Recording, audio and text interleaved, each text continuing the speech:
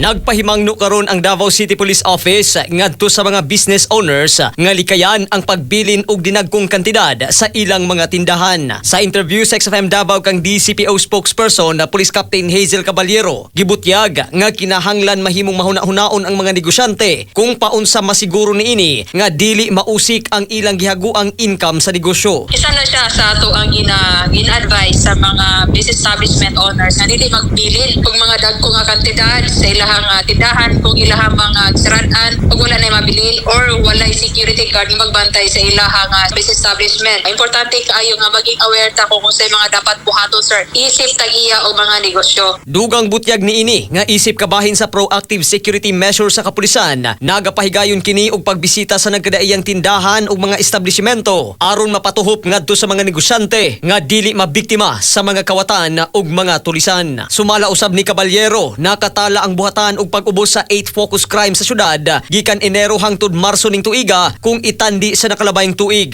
Apan pabiling wala nagnegatibo ang ihap sa kasong theft ug robbery. Nunot niini, gihangyo sa DCPO ang publiko nga mo cooperate sa ginapatumang security measures sa kapulisan ug kinaiyahon ang culture of security aron makab-ot ang hiniusang tinguha nga hapsay, luwas ug malinawon nga komunidad. Mga katropa, aron kanunay kitang healthy, mag-Xanthone Vitamin C. Katropa mo sa balita sa Davao City, Marvin Ebano, XFM News.